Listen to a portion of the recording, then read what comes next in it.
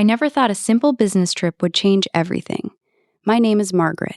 I'm 47, married for 22 years to a good man who provides everything except the warmth I've quietly craved for so long. By day, I'm a senior marketing executive. Poised, efficient, the one who keeps million-dollar campaigns running smoothly.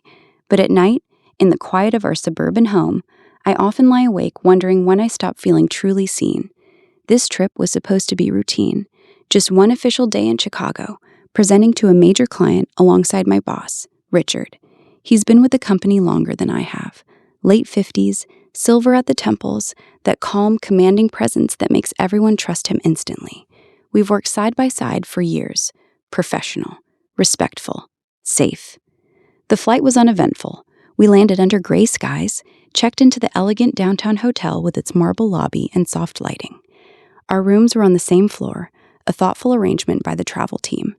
I unpacked my navy suit, reviewed my notes one last time, and told myself this was just another day at work. Yet something felt different the moment we stepped into the elevator together. The air seemed thicker. My pulse carried a faint, unfamiliar rhythm. I pushed the feeling away, blaming it on travel fatigue. We met briefly in the lobby before dinner. Richard smiled that warm, reassuring smile and said, "You've got this, Margaret. Just be your brilliant self." His voice wrapped around me like a gentle touch I wasn't prepared for. I smiled back, professional as always, but inside my chest fluttered in a way it hadn't in years. The client dinner went perfectly. Laughter, good wine, confident presentations. By the time we returned to the hotel, the rain had begun, soft at first, then steady against the tall windows.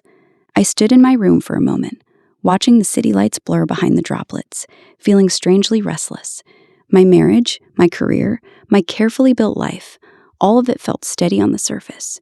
But beneath, a quiet hunger had been stirring for longer than I cared to admit. I told myself I was being silly. It was only one night in a beautiful hotel, nothing more. Still, when my phone buzzed with a message from Richard suggesting we meet downstairs for a quick nightcap to celebrate the win, I hesitated. Just for a second. Then my fingers typed, "Sure, see you in the lounge in 10. If my words are already making your heart beat faster, if you're feeling that same dangerous pull I felt that evening, then I want you to stay with me. Tap subscribe right now so you don't miss any part of my confession. Because what happened next, I still can't believe I let it begin." The lounge was dimly lit, tucked away on the mezzanine level, with plush velvet seats in the soft glow of amber lamps. Rain tapped insistently against the tall windows, creating a private world just for us. I arrived first, smoothing my silk blouse, telling myself this was merely a professional unwind after a long day. Richard joined me moments later, his tie loosened, jacket draped over one arm. "You are outstanding tonight, Margaret," he said, his voice low and warm as he settled into the seat across from me. The waiter brought our drinks, smooth whiskey for him, a glass of red wine for me. We started with safe topics, the client's feedback, tomorrow's flight home, the latest office gossip. But as the minutes passed, the conversation drifted. He asked about my weekend plans, and I found myself sharing more than usual. How the house felt too quiet lately. How my husband buried himself in work and sports channels. Richard listened with that focused attention that always made people feel important. His eyes held mine a beat longer than necessary. Outside, the rain grew heavy, thunder rumbling softly in the distance. Inside, the lounge emptied until only a few scattered guests remained. The warm glow of the whiskey loosened something in me. I laughed at one of his stories from early in his career. And when our fingers brushed, reaching for the same coaster, a spark traveled up my arm. My body reacted before my mind could catch up, heat rising slowly in my chest, a tingling awareness spreading across my skin. I shouldn't want this, I thought. He's my boss. I'm married. This is just the wine and the storm talking. Yet I couldn't look away from the way the lamplight caught the silver in his hair or the quiet strength in his hands. He leaned in slightly. "You know, Margaret, in all these years working together, I've always admired how you carry yourself, graceful under pressure. But tonight, you seem different, more alive." His words wrapped around me like a tempting secret. My heart raced, a dangerous flutter I hadn't felt in decades. The lounge bartender announced last call. Richard glanced at his watch, then back at me. "The rain's not letting up. Why don't we continue this upstairs?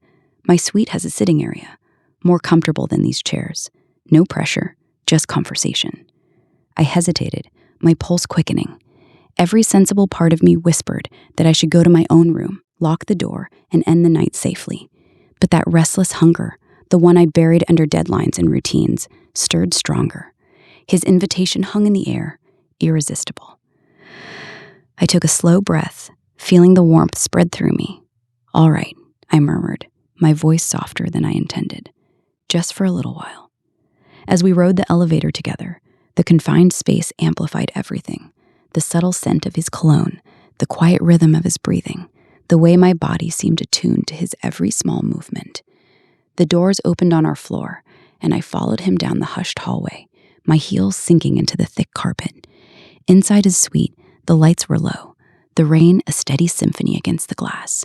He poured us each a little more to drink from the minibar. We sat on the elegant sofa, closer now than in the lounge. The conversation flowed deeper, shared memories of late-night projects, quiet triumphs, the unspoken understanding between two people who had built something meaningful together over years. Yet beneath every word, something dangerous was awakening. My skin tingled with awareness, my heart beat with a rhythm that felt both terrifying and thrilling. I told myself we were simply talking, two colleagues decompressing after a successful day. But my body knew better. It was reacting to him in ways I hadn't allowed myself to feel in so long. Be honest with me. When was the last time someone looked at you the way Richard looked at me that night? Really saw you, made your pulse quicken with nothing more than quiet attention. Tell me below. The storm outside intensified, mirroring the growing pull inside my chest. I shouldn't want this. I knew it was forbidden. But in that moment, sitting across from him, with the rain as our only witness, the line between professional and personal began to blur in the most tempting way. The rain drummed steadily against the wide windows of Richard's suite, a constant, soothing rhythm that seemed to wrap the room in intimacy. We sat on the soft gray sofa, the city lights blurred and shimmering beyond the glass.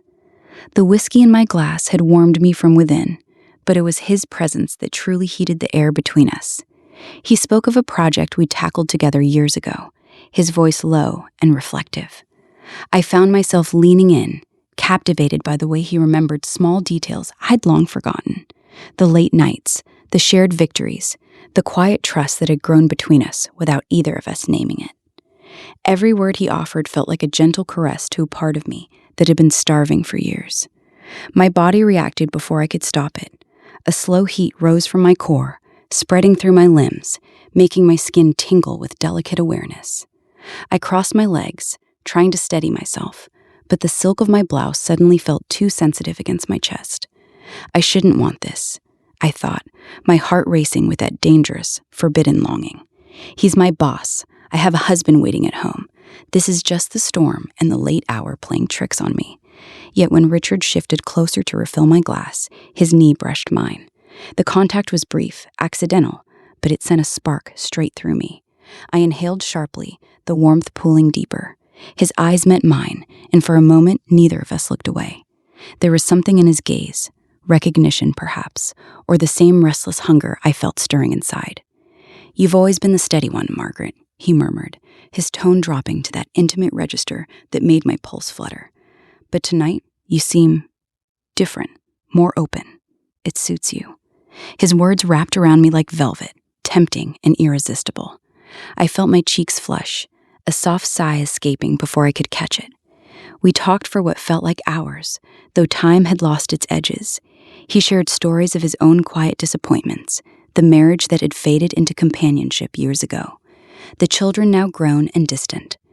I opened up in return, confessing how lonely the evenings had become, how I sometimes lay awake, wondering if passion was something I'd simply outgrown. My voice trembled slightly as I spoke, vulnerable in a way I rarely allowed. The storm outside grew fiercer, thunder rolling low and distant. Inside, the suite felt smaller, warmer. The dim lamplight cast soft shadows across his face, highlighting the strong line of his jaw, the silver threading his hair. I noticed the way his hand rested on the cushion near mine, so close I could almost feel the heat radiating from his skin. My body craved that closeness with a hunger that frightened me. He reached out once, gently tucking a stray lock of hair behind my ear. The touch was feather light, yet ignited every nerve. My breath caught, heart pounding so loudly I wondered if he could hear it. "You deserve to feel seen, Margaret," he said softly. "Truly seen." Those words landed deep, stirring the forbidden longing I'd buried for so long. I felt exposed, desired, and utterly alive.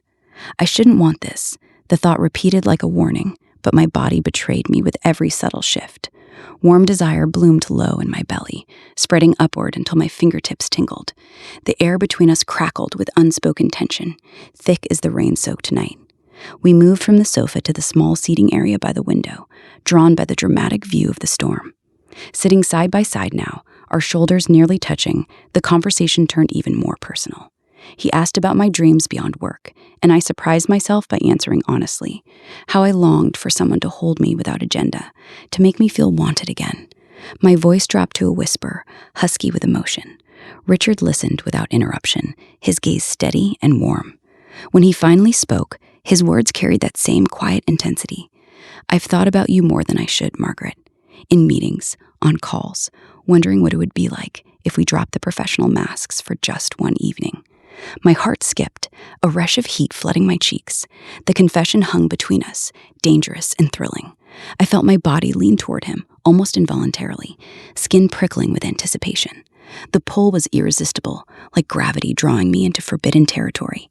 Yet guilt flickered at the edges, my husband's face flashing in my mind, the life I'd built, the line we were inching toward.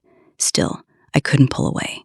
The rain continued its relentless rhythm, mirroring the restless hunger building inside me. Every glance, every shared laugh, every accidental brush of fingers heightened the tension until the air felt charged, electric. My breathing had grown shallower, softer sighs escaping when his voice dipped lower. "Be honest with me. Have you ever sat so close to someone and felt your entire body awaken, even while knowing you shouldn't?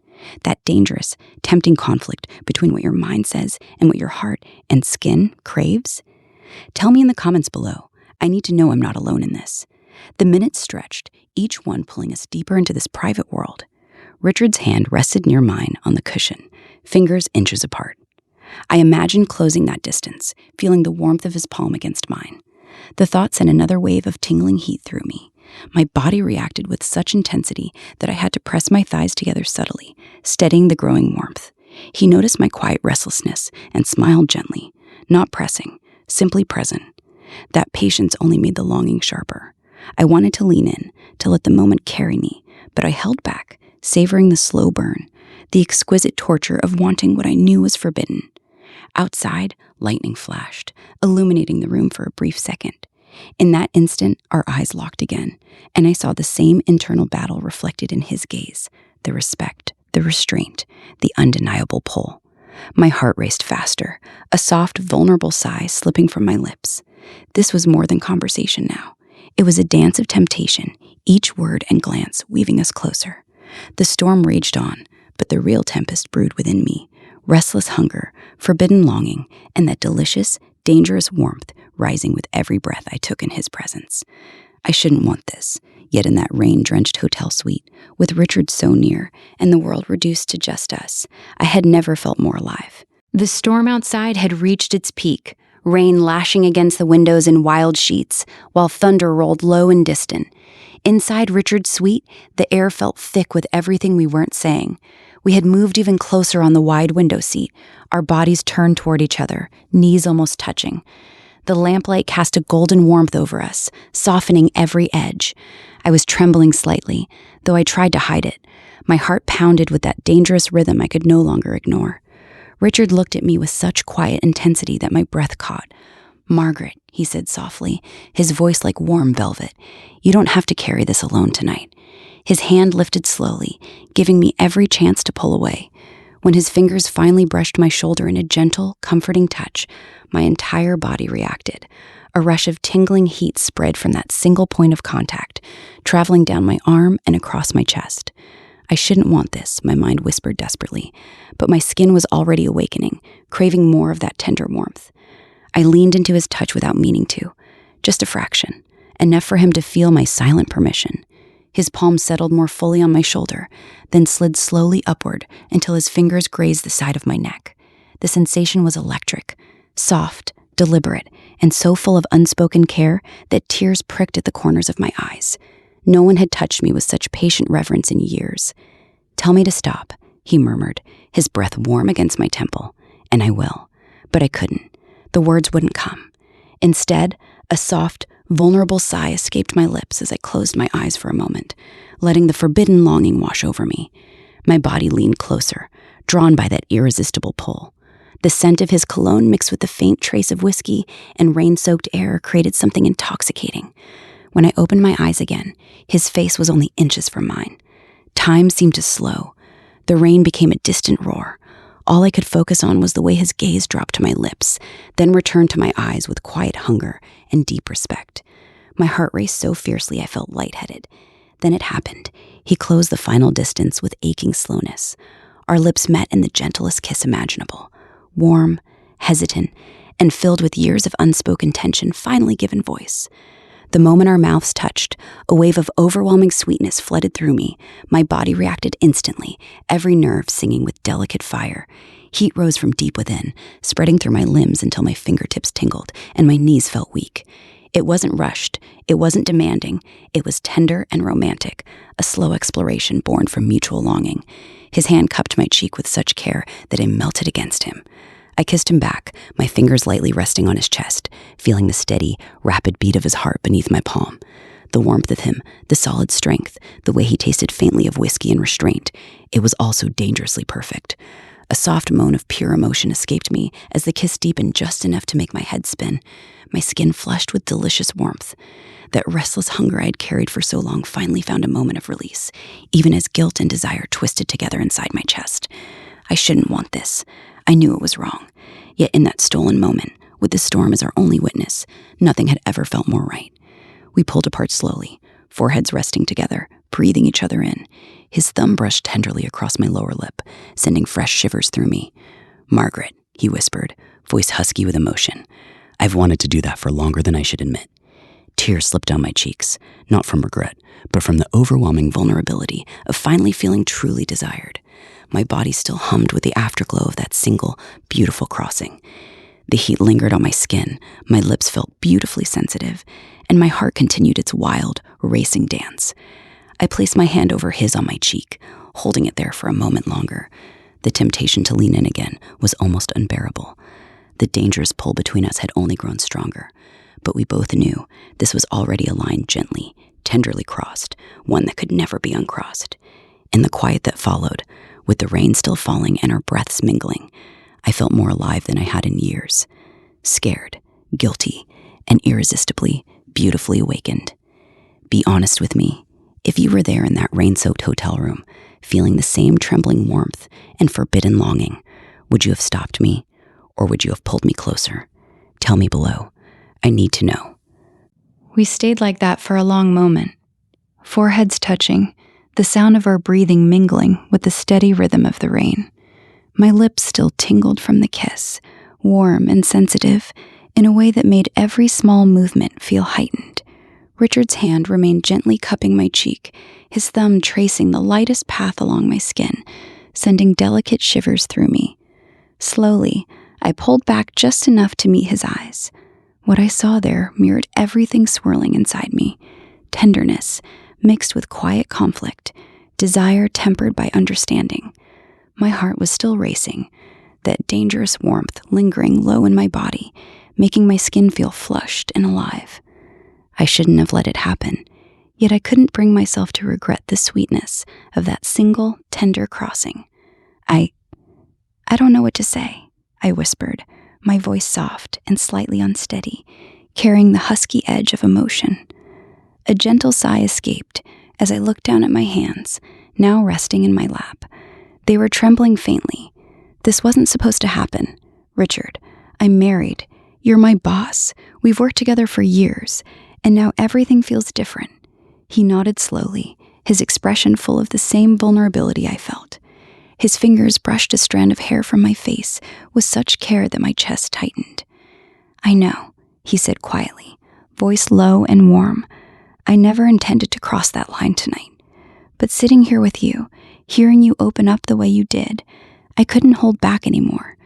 You deserve to feel wanted, Margaret. truly wanted. His words wrapped around my heart like a gentle embrace, stirring that forbidden longing all over again. My body reacted with another wave of tingling heat, reminding me how deeply I'd responded to him.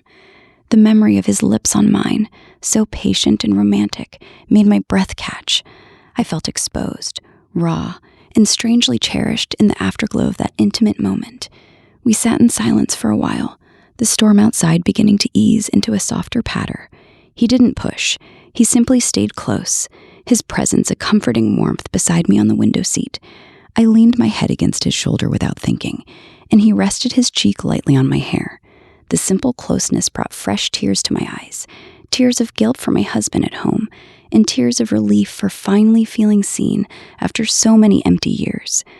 I keep telling myself I should leave, I murmured against his shirt, my voice dropping to a near whisper.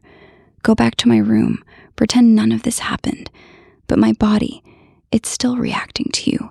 My skin is tingling where you touched me. My heart won't slow down. A soft, vulnerable sigh slipped out as I confessed it. This pull between us feels so dangerous and so irresistible at the same time. Richard's arm came around me gently, not possessive, but protective. We don't have to figure it all out tonight, he said, his breath warm against my temple. Just know that what happened here, it wasn't casual for me. It meant something. You mean something. Those words landed deep, intensifying the mix of emotions swirling inside. The warmth from our kiss still lingered on my lips and across my chest. I felt cherished and guilty in equal measure, my mind replaying the slow, tender way our mouths had met while my body craved to lean in once more. The restless hunger hadn't vanished. It had only grown quieter, waiting. Eventually, I stood on slightly unsteady legs, smoothing my blouse with nervous fingers. He rose with me, walking me the few steps to the door of his suite. At the threshold, he took my hand, lifting it to press a soft, lingering kiss to my palm. The sensation sent another delicate spark through me, making my knees feel weak all over again. "Good night, Margaret," he whispered, his eyes holding mine with that same quiet intensity. "Sleep well. We'll talk in the morning, if you want to." I nodded, unable to trust my voice. As I stepped into the hallway, the door clicked softly behind me. The corridor felt cooler, emptier, yet my skin still carried the memory of his touch. Back in my own room, I leaned against the closed door, eyes closed, breathing deeply. The rain had gentled to a whisper against the glass. Lying in bed later, staring at the ceiling, the weight of what had happened settled over me. Guilt pressed in, thoughts of my husband, our shared life, the vows I had made. Yet beneath it all glowed that beautiful, dangerous warmth. My body still hummed with the after effects of our tender kiss, skin tingling at the recollection, heart fluttering with forbidden longing. I shouldn't want this.